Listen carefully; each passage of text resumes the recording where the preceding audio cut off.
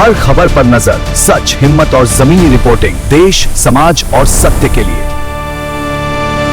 LP news, आपकी आवाज।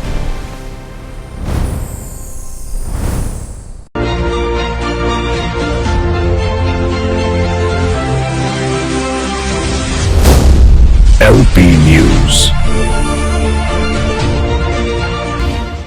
नमस्कार, मैं यमुना, आपका स्वागत है लोकतंत्र प्रहरी के 8 PM न्यूज में, जहां हम देखेंगे दुर्ग जिले समेत प्रदेश एवं देश विदेश की कुछ प्रमुख खबरें। तो आइए शुरू करते हैं पहले दुर्ग जिले की खबरों से। भिलाई के खमरिया में सड़क चौड़ीकरण को लेकर बवाल, बुलडोजर कार्रवाई के विरोध में चक्का जाम, प्रशासन के खिलाफ जमकर नारेबाजी। भिलाई के नगर निगम क्षेत्र वार्ड नंबर 1 खमहरिया में बुधवार सुबह सड़क चौड़ीकरण को लेकर भारी हंगामा देखने को मिला। लोक निर्माण विभाग PWD द्वारा की जा रही तोड़फोड़ की कार्रवाई के विरोध में सैकड़ों की संख्या में लोग सड़कों पर उतर आए और चक्का जाम कर दिया। ग्रामीणों का आरोप है कि बिना किसी पूर्व सूचना और वैकल्पिक व्यवस्था के उनके घरों को तोड़ा जा रहा है, जिससे वे बेघर होने की स्थिति में आ गए हैं। बताया जा रहा है कि सड़क चौड़ीकरण के पहले चरण में RCC नाली निर्माण किया जाना है, जिसकी जद में क्षेत्र के 50 से अधिक घर आ रहे हैं। जैसे ही बुलडोजर की कार्रवाई शुरू हुई, महिलाएं और पुरुष बड़ी संख्या में मौके पर पहुंच गए और सड़क पर बैठकर विरोध प्रदर्शन करने लगे। इस दौरान मुकेश चंद्राकर भी मौके पर पहुंचे और प्रदर्शनकारियों का समर्थन किया।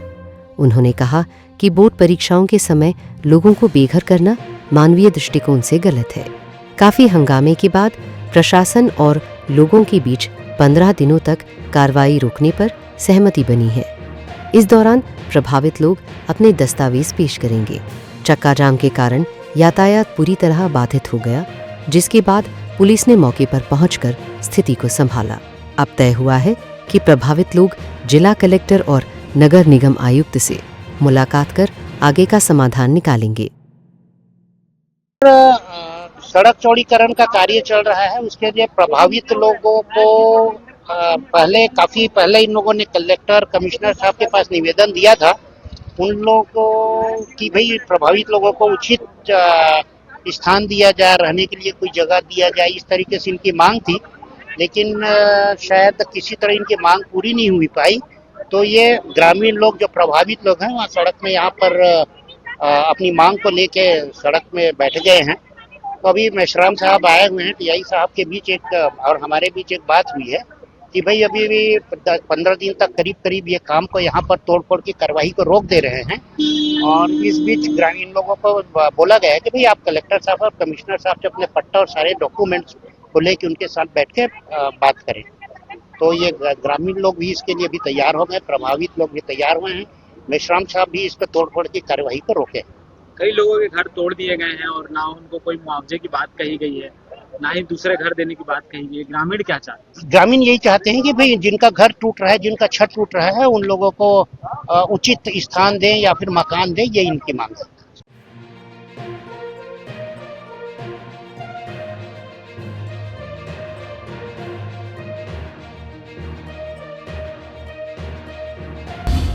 भिलाई के हॉस्पिटल सेक्टर से जुड़ा एक बड़ा मानवीय मुद्दा सामने आया है। सेक्टर वासियों ने बिना समुचित पुनर्वास के प्रस्तावित बेदखली की कार्रवाई पर रोक लगाने की मांग की है, जिसे लेकर प्रभावितों ने जिला प्रशासन से गुहार लगाई।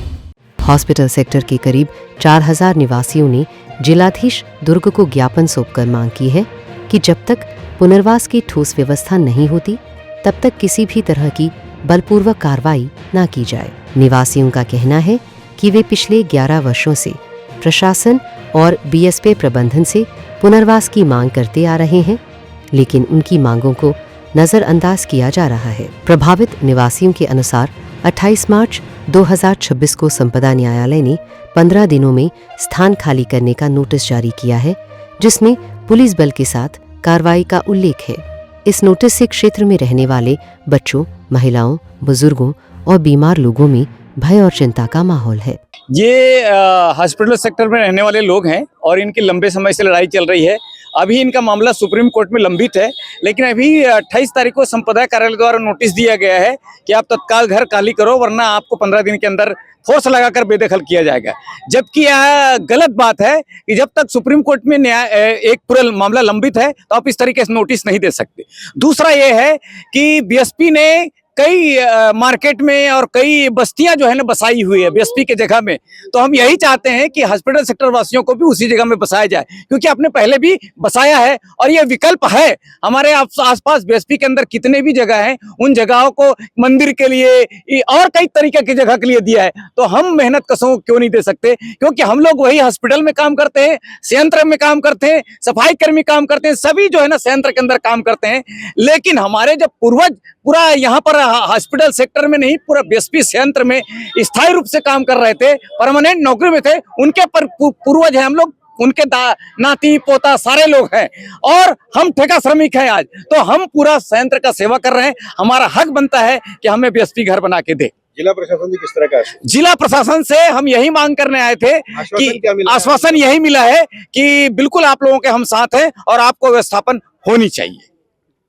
350 आदमी वहाँ पे रहते हैं, उसके बाद में बीएसपी ने इसको खाली करने का ऐलान किया है। हम लोग कहाँ जाए, कहाँ रहें, अपने बाल बच्चे कहाँ रखें? वहाँ पे हॉस्पिटल है, वहीं पे पढ़ते हैं, काम धंधा वहीं करते हैं हॉस्पिटल में, कोई आजू बाजू में ऐसे कोई ज़िंदगी चल रही है। अब इसके बाद में सबका घर उजड़ेगा, कहाँ जाएंगे सब? क्या मांग कर रहे हैं? क्या मांग कर रहे हैं कि सर आप लोग हमको वही घर को रिपेयर करवा के दे दें या तो कहीं और बंदोबस्त कर दें, जिससे हम लोग के अपने बाल बच्चे को रखें, खाएं पिए। और क्या करें सर, हम लोग तो अब ऐसी अवस्था में आएगी तो रोड में जाके बैठेंगे, तो रोड में तो क्या करेंगे सर, धरना तो करना पड़ेगा। आपसे यही विनती है सर, आप लोग से, कलेक्टर साहब से और जितने हैं सबको मैं ये कहता हूँ कि हम लोग कहाँ जाएं सर। हॉस्पिटल सेक्टर में रहते हैं, मुझे 55 साल हो रहा वहाँ, और अभी हम लोगों को अवैध बोल रहे हैं, अवैध कब्जा में है, घर खाली करो। अभी हमें फिलहाल तो नोटिस दे रहे हैं, पहले और दिया था, उसको हम लोगों ने लड़ाई करके सॉल्व किए हैं। अभी फिर शनिवार से नोटिस दे रहा है, घर खाली करो 12 दिन के अंदर। तो हम लोगों कहाँ जाएंगे? और हम लोगों ने घर में रहना भी नहीं चाहते सर। हमारे सरकार लोगों ने बोले थे हमको कि हम जब तक से आपको व्यवस्था नहीं करेंगे तब तक से यहाँ से खाली नहीं करना, हम व्यवस्था कर लेंगे, आपको दूसरे घर में शिफ्ट कर देंगे, तभी हम वो घर को तोड़ेंगे। और हमारा वहाँ 702 घर है, 3500 परिवार है सब। क्या चाहते हैं भैया?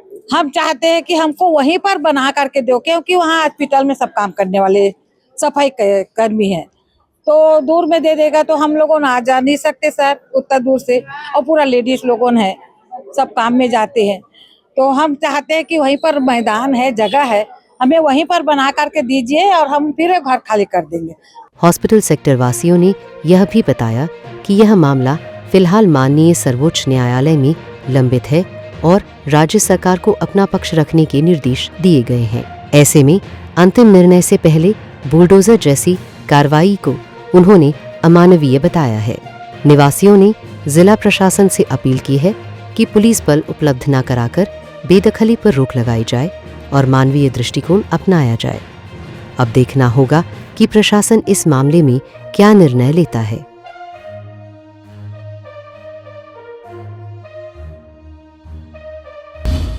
भिलाई से सुबह सुबह सनसनीखेज खबर। बैकुंठ धाम तालाब के पास पेड़ से लटका मिला शव, इलाके में फैली दहशत, पुलिस जांच में जुटी। बता दें कि यह पूरा मामला छावनी थाना क्षेत्र के अंतर्गत बैकुंठ धाम तालाब के पास का है। सुबह मॉर्निंग वॉक पर निकले लोगों ने तालाब के सामने एक पेड़ पर व्यक्ति का शव लटका देखा और लोगों ने तत्काल इसकी सूचना पुलिस को दी।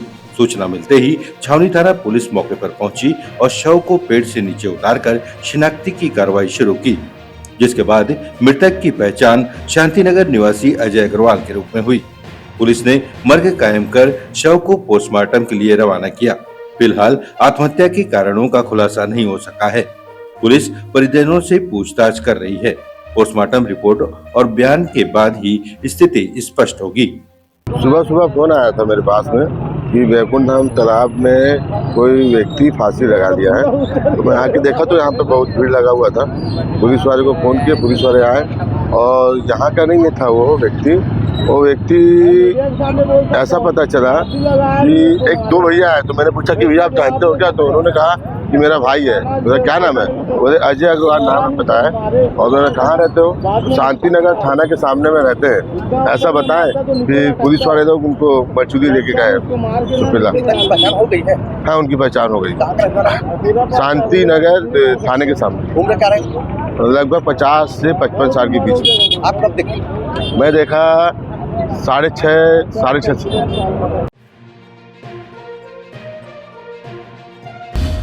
भिलाई के इंडस्ट्रियल एरिया में बड़ा केमिकल हादसा, पाइपलाइन फटने से फैला जहरीला धुआं, फैक्ट्री प्रबंधक की लापरवाही पर बवाल। भिलाई के हथखोज इंडस्ट्रियल एरिया स्थित इंजीनियरिंग पार्क में केएसएस हाइड्रोकार्बन फैक्ट्री में बड़ा हादसा हो गया। पिच ऑयल की लोडिंग के दौरान अचानक पाइपलाइन फट गई, जिससे गर्म केमिकल जमीन पर फैल गया और हवा के संपर्क में आते ही जहरीले धुएं में बदलकर पूरे इलाके में फैल गया। हादसे के बाद भी फैक्ट्री प्रबंधन ने ना तो सायरन बजाया और ना ही फायर ब्रिगेड को तुरंत सूचना दी, जिससे हालात और बिगड़ गए। धुएं के कारण आसपास की फैक्ट्रियों में काम कर रहे मजदूरों को सांस लेने में दिक्कत हुई। वहीं कई बच्चों को उल्टियां होने की शिकायत भी सामने आई। प्रत्यक्षदर्शियों के मुताबिक यह घटना मंगलवार शाम करीब 4:30 बजे से 5 बजे के बीच हुई। पाइपलाइन फटने के बाद कर्मचारियों ने केमिकल को रोकने के लिए रेत की मेड़ बनाई, लेकिन धुएं पर काबू नहीं पाया जा सका। घटना की जानकारी कंपनी की ओर से नहीं बल्कि स्थानीय लोगों के द्वारा दी गई। सूचना मिलने के बाद रात करीब 8:30 बजे फायर ब्रिगेड की टीम मौके पर पहुंची, लेकिन तब तक धुआं पूरे इंडस्ट्रियल एरिया में फैल चुका था।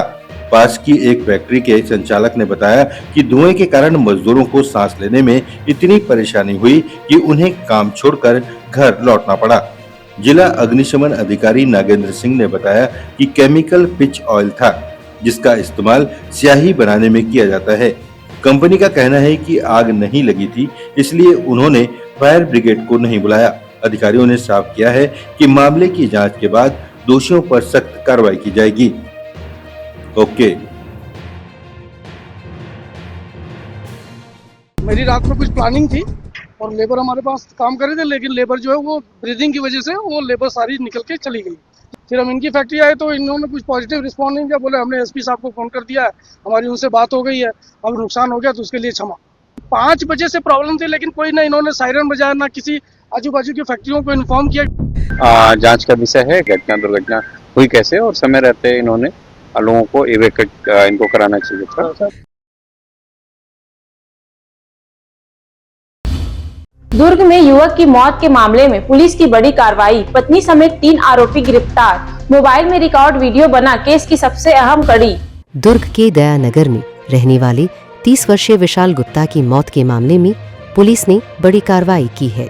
आत्महत्या के लिए उकसाने के आरोप में उसकी पत्नी, साले और मामा ससुर को गिरफ्तार किया गया है।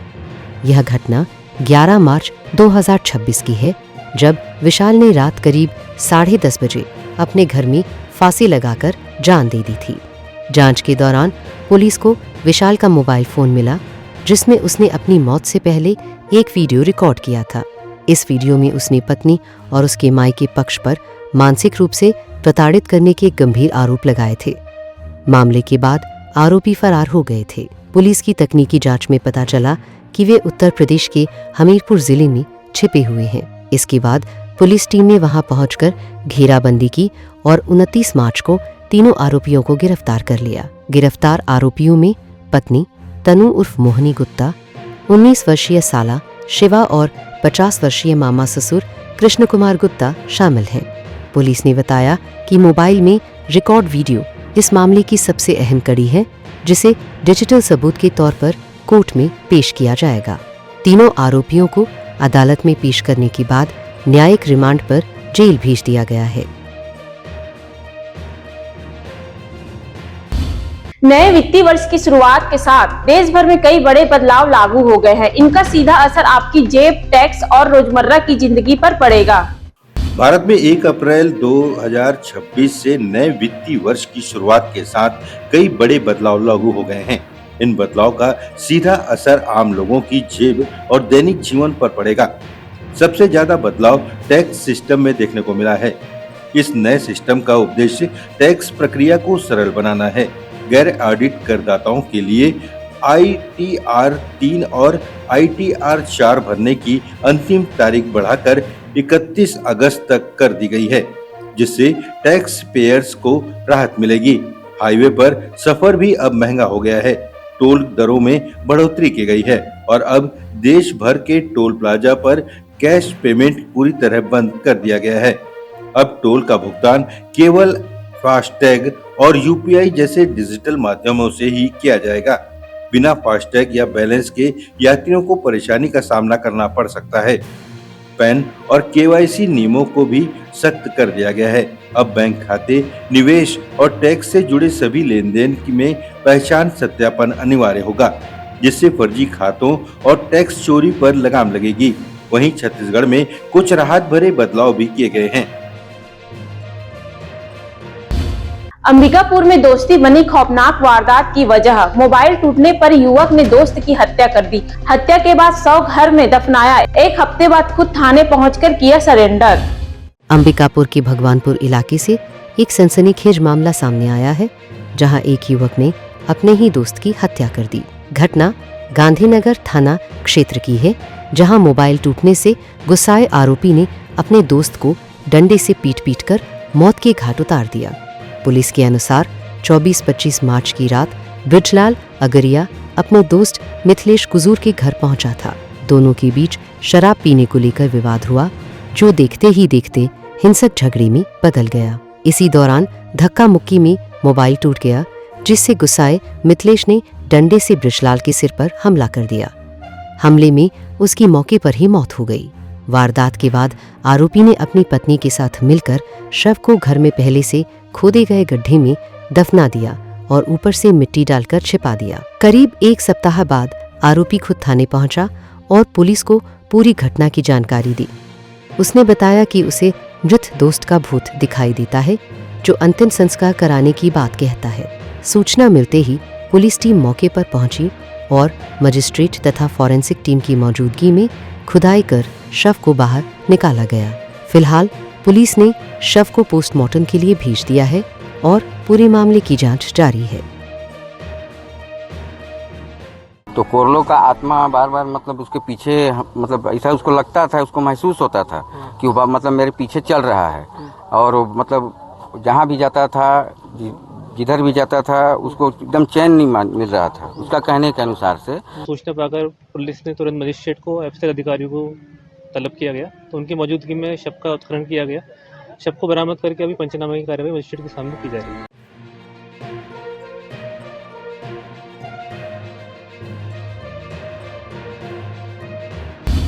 नए वित्त वर्ष की शुरुआत आम लोगों के लिए महंगाई के साथ हुई है। कॉमर्शियल गैस सिलेंडर के दामों में बड़ी बढ़ोतरी कर दी गई है। भारत में 1 अप्रैल से नए वित्त वर्ष की शुरुआत के साथ ही महंगाई का असर देखने को मिल रहा है। सरकारी तेल कंपनियों ने कॉमर्शियल गैस सिलेंडर के दामों में भारी बढ़ोतरी कर दी है। तेल कंपनियों के मुताबिक कॉमर्शियल गैस सिलेंडर अब 218 रुपये तक महंगा हो गया है। चेन्नई में इसकी कीमत सबसे ज्यादा बढ़कर 2246 रुपये 50 पैसे हो गई है। वहीं दिल्ली में अब यह 2078 रुपये 50 पैसे में मिलेगा। इस बढ़ोतरी का सीधा असर आम लोगों की जेब पर पड़ने वाला है। कॉमर्शियल सिलेंडर महंगा होने से रेस्टोरेंट और होटल मालिकों का खर्च बढ़ेगा। ऐसे में चाय, नाश्ता और थाली की कीमतें बढ़ सकती हैं। साथ ही शादी विवाह और कैटरिंग सेवाएं भी महंगी होने की संभावना है। राजधानी रायपुर से दिल दहला देने वाली घटना, बर्खास्त पुलिसकर्मी ने पत्नी और बेटी की हत्या की। वारदात के बाद आरोपी खुद थाने पहुंचा, पुलिस जांच में जुटी। रायपुर से एक सनसनीखेज मामला सामने आया है, जहां एक बर्खास्त पुलिसकर्मी ने अपनी पत्नी और बेटी की हत्या कर दी। यह घटना विधानसभा थाना क्षेत्र के सेमरिया गांव की है, जहां बुधवार सुबह करीब 7 बजे आरोपी गुलाब साहू ने वारदात को अंजाम दिया। जानकारी के मुताबिक आरोपी ने पहले अपनी पत्नी लता साहू पर कुल्हाड़ी से हमला किया और फिर बेटी चित्रा साहू, जिसकी उम्र 22 वर्ष बताई जा रही है, को भी निशाना बनाया। बताया जा रहा है कि चित्रा आरोपी की सौतेली बेटी थी। लता साहू ने करीब 4 साल पहले गुलाब साहू से दूसरी शादी की थी। घटना के बाद इलाके में सनसनी फैल गई। पड़ोसियों ने पुलिस को सूचना दी, जिसके बाद टीम मौके पर पहुंची और दोनों शवों को पोस्टमार्टम के लिए भेजा गया। हैरानी की बात यह रही कि वारदात के बाद आरोपी खुद थाने पहुंचा और सरेंडर कर दिया। पुलिस रिकॉर्ड के अनुसार आरोपी पहले पुलिस विभाग में था, लेकिन अनुशासनहीनता के कारण उसे सेवा से बर्खास्त किया जा चुका था। फिलहाल पुलिस आरोपी से पूछताछ कर रही है और पारिवारिक विवाद को घटना की वजह माना जा रहा है। मामले की विस्तृत जांच जारी है।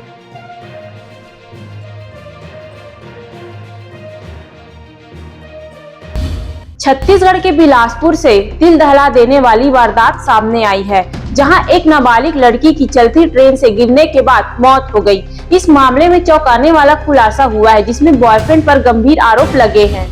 छत्तीसगढ़ की बिलासपुर जिले से एक बेहद चौंकाने वाली और दिल दहला देने वाली घटना सामने आई है, जहां एक 14 साल की नाबालिग लड़की की संदिग्ध परिस्थितियों में मौत हो गई। मामले में अब जो खुलासा हुआ है उसने सभी को हैरान कर दिया है। जानकारी के मुताबिक खैरागढ़ की रहने वाली नाबालिग अपने बॉयफ्रेंड के साथ 28 मार्च की रात घर से बिना बताए निकल गई थी। बताया जा रहा है कि लड़की अपने मामा की शादी में शामिल होने आई थी, लेकिन अचानक लापता हो गई, जिसके बाद परिजनों ने उसकी तलाश शुरू की और थाने में रिपोर्ट दर्ज कराई। जांच में सामने आया कि लड़की डोंगरगढ़ के रहने वाले अपने बॉयफ्रेंड और उसके 2 साथियों के साथ निकली थी। चारों पहले खैरागढ़ से डोंगरगढ़ पहुंचे और वहां से वैनगंगा एक्सप्रेस में सवार होकर कोरबा के लिए रवाना हुए। इसी दौरान ट्रेन में सफर के बीच किसी बात को लेकर बॉयफ्रेंड और नाबालिग के बीच विवाद हो गया। विवाद इतना बढ़ गया कि दोनों के बीच धक्का मुक्की शुरू हो गई। आरोप है कि इसी गुस्से में बॉयफ्रेंड ने नाबालिग को चलती ट्रेन से नीचे धक्का दे दिया, जिससे वह ट्रेन से गिर गई और उसकी मौके पर ही मौत हो गई। इधर 29 मार्च को मस्तूरी थाना क्षेत्र के ग्राम किसान परस्ता के पास रेलवे ट्रैक पर एक अज्ञात लड़की का शव मिलने से इलाके में सनसनी फैल गई। पहचान नहीं होने पर पुलिस ने शव को मोर्चुरी में रखवाया और उसकी पहचान के लिए फोटो और वीडियो सोशल मीडिया पर जारी किए। कुछ ही समय बाद खैरागढ़ से लापता लड़की की सूचना मिलने पर पुलिस ने परिजनों से संपर्क किया, जिसके बाद शव की पहचान देविका वर्मा के रूप में की गई। मामले की गंभीरता को देखते हुए पुलिस ने तुरंत कार्रवाई करते हुए बॉयफ्रेंड और उसके साथियों को हिरासत में ले लिया है, जिनमें एक नाबालिग भी शामिल है। पुलिस फिलहाल आरोपियों से पूछताछ कर रही है और पूरे घटनाक्रम की कड़ियों को जोड़ने में जुटी है। अधिकारियों का कहना है कि जल्द ही इस पूरे मामले का विस्तृत खुलासा किया जाएगा। मामले में युवती के जो फोटोग्राफ्स और वीडियोग्राफ्स हैं उसको सोशल मीडिया के माध्यम से प्रचार प्रसार किए जाने पर खैरागढ़ में एक अपराध का दर्ज होना की सूचना मिली।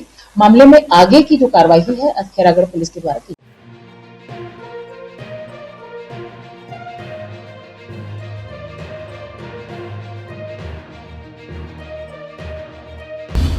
दुर्ग भिलाई से रायपुर जाने वालों के लिए जरूरी खबर। खारून नदी ब्रिज पर मरम्मत शुरू। अगले 1 महीने तक नेशनल हाईवे पर ट्रैफिक रहेगा।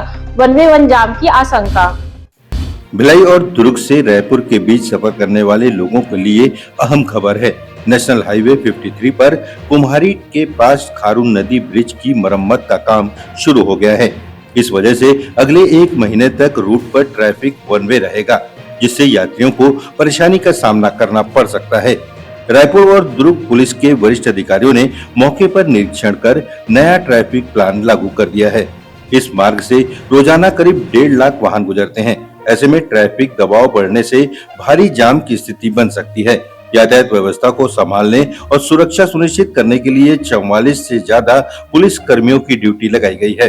पुलिस ने वाहन चालकों से अपील की है कि वे वैकल्पिक मार्गों का उपयोग करें और अपने गंतव्य तक पहुंचने के लिए अतिरिक्त समय लेकर घर से निकलें। खास तौर पर एयरपोर्ट, अस्पताल, रेलवे स्टेशन या प्रतियोगी परीक्षाओं के लिए रायपुर आने वाले लोगों को समय का विशेष ध्यान रखने की सलाह दी गई है।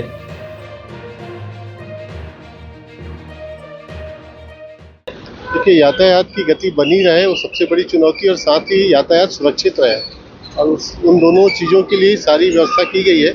आज जो रिहर्सल भी किया गया उसी उद्देश्य से किया गया है कि यातायात सुरक्षित रहे और यातायात लगातार चलती रहे। आज से लगभग 3-4 दिन पहले सभी को अवगत भी कराया गया था, और साथ ही जो छोटे और मध्यम वाहन है, वाहन मालिक है जिनको रायपुर जाना, उनसे अनुरोध है कि वो या तो उतई नेवई अमलेश्वर मार्ग का चयन करें, या फिर अगर वो कुर्सीपार तरफ से आते हैं तो सिरसा गेट से मुड़ के सीधे मोतीपुर, और मोतीपुर से होते हुए अमलेश्वर निकले। तो छोटी वाहन और मध्यम वाहन उन स्थलों से डाइवर्ट हो जाएगी, तो भारी वाहनों के लिए व्यवस्था पर्याप्त है, और उससे पूरी यातायात व्यवस्था सुगमता से चल सकेगी। सर, रियल टाइम रिहर्सल और क्या अंतिम व्यवस्था में क्या सुधार अपेक्षित करना चाहते हैं? कुछ बिंदु परिलक्षित हुए हैं, लाइट का व्यवस्था है और कुछ जगह टेंट वगैरह की व्यवस्था है, तो सब करवा लेंगे।